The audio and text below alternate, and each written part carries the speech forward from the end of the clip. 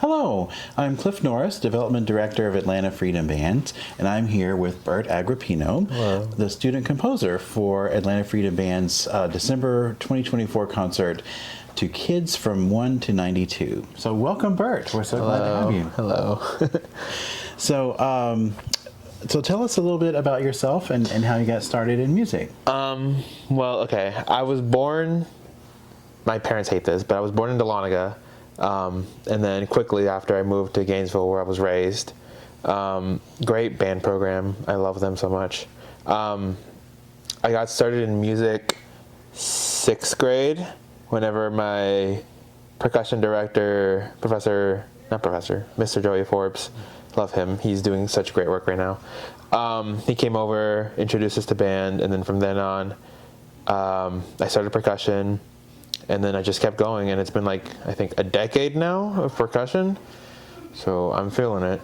But yeah, and then at the same time, I started doing arrangements at the same time because I wanted to put my new music knowledge into something else.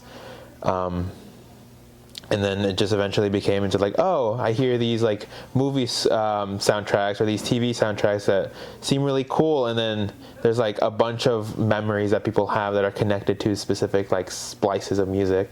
And I wanted to be able to create those moments. And so I just kept going and going. And then I got to the University of West Georgia, currently getting my bachelor's in music composition.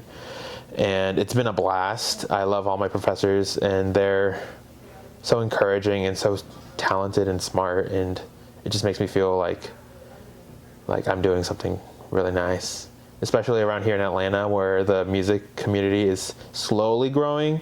Not as big as like Texas or New York, but like it's still growing, and I feel like that specifically is going to be a fun adventure after I graduate. And yeah. Wow. Well, with the piece that you have for us, I can definitely sense the cinematic feel to it. Yes. So tell us a little bit about Starbound. Starbound started as a project for the West Georgia Wind Ensemble. Dr. Josh Bird, he asked us to.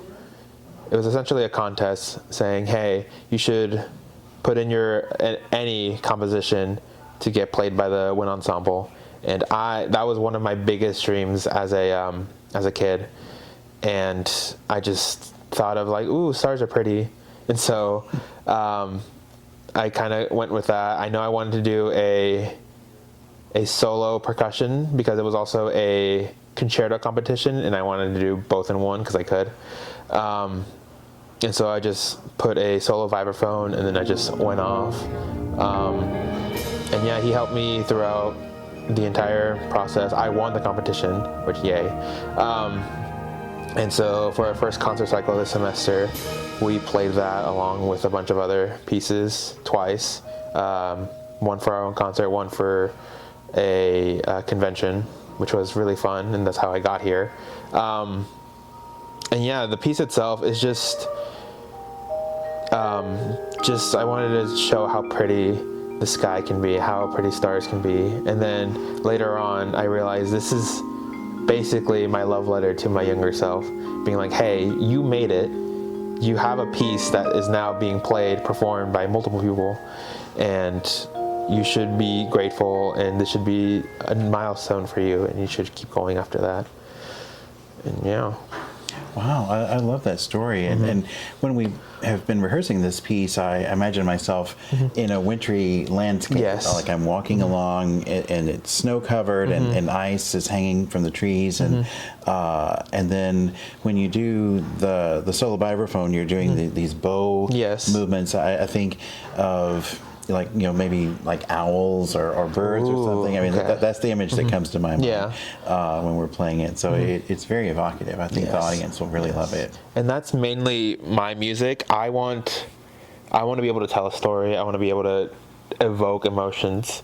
But the ones I'm trying to write are not always going to be it, because everyone has their own stories in their heads and their own like emotions. And that's what I want. I want people to take my music I mean, like legally, not like copyright. But I want to be able to have people take my music and create stories from that, create like their own fantasies in their head, and like get inspired from that, and just have this like train going of like inspiration. Much like how I did when I listened to a bunch of movie soundtracks, video game soundtracks, TV soundtracks, and yeah. Oh wow! So, who would you say would be your influences as a composer? There's a lot of them. I grew up playing video games a lot, so that's where I mainly hit. Famous composers: Yasunori Nishiki, Yoko Shimomura, Koji Kondo, Go Ichinose. All of those people created like a bunch of like soundtracks for like big video games, and especially Yasunori Nishiki. He created a soundtrack for a game, Octopath Traveler, which is just gorgeous, and just the way you can orchestrate everything, and the way like chords work, and it's just phenomenal how he writes, and I wanted to invoke that, and he's been my main inspiration behind a lot of this music. But then also Steven Schwartz for like the Wicked movie that just came out, and then the Wicked musical. He does such great work with like chords, and he's so smart. And then recently Kataj Copley, who is a professor now at West Georgia, he's been very inspirational, especially since I'm kind of following in his footsteps. Ivan Trevino, he is such a great percussionist, and I just love his story. I love how well he's doing. He was nominated for a Grammy, I think. Yes. And I just love his music, love how he's writing. And then recently, Harrison Collins, love him. I love his like, because he has a similar writing style to me.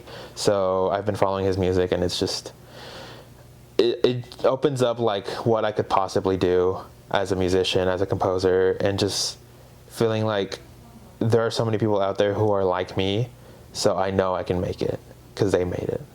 Oh yes, and well, you're following in great footsteps because Kataj Copley was one of our student composers. Yes. I think in the year 2020, we did a piece of his, and we actually had to do a virtual premiere of his piece, but it was amazing, and he's been one of our favorites along the way too. So, well, one of the goals of our student composer program is to take, I guess, sort of on-campus music to an off-campus audience. Yes. And I was wondering how you feel about your music going to be performed for our AFB audience here in town. Ooh, I am excited, scared, but excited.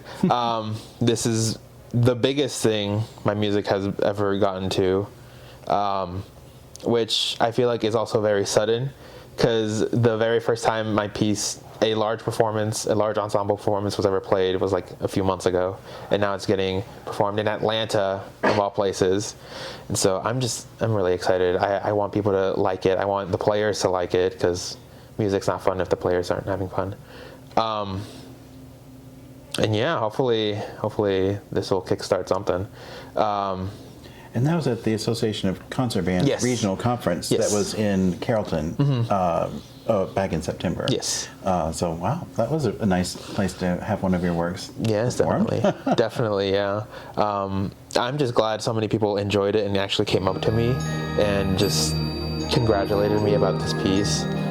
It's one thing to be like, oh, you did a great piece, oh, good job, but it's another to feel the emotion behind like a sincere gratitude and sincere like, you did so well, like I want to work with you, especially here, because these guys are amazing.